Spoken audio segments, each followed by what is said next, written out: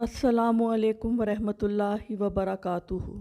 मक्खी के बारे में एक बहुत सबज़ आमोज़ वाक़या है जिसे जो भी सुन लेता है तो इस ग़ुलाम की बातें जो जो इसने इस वक्त के बादशाह से की थी इनके दिल में बस जाती हैं, क्योंकि बाज़ औक़ात कुछ बातें ऐसी होती हैं जो मुंह से निकलती ही लोगों के दिलों में बस जाती हैं।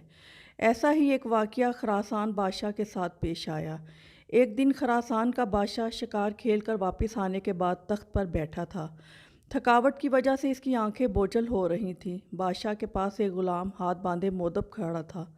बादशाह को सख्त नींद आई हुई थी, मगर जब भी इसकी आंखें बंद होतीं तो एक मक्खी आकर इसकी नाक पर बैठ जाती थी और नींद और बेख्याली की वजह से बादशाह गुस्से से मक्खी को मारने की कोशिश करता, लेकिन इसका हाथ अपने ही चेहरे पर पड़ता था और वह हड़बड़ाकर उठ जाता था। जब 2-3 दफ़ा ऐसा हुआ तो बादशाह ने ग़ुलाम से पूछा, तुम्हें पता है कि अल्लाह ने मक्खी को क्यों पैदा किया है?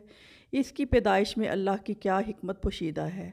ग़ुलाम ने बादशाह का यह सवाल सुना तो इसने ऐसा जवाब दिया जो सुनहरे हरूफ से लिखे जाने के काबिल है।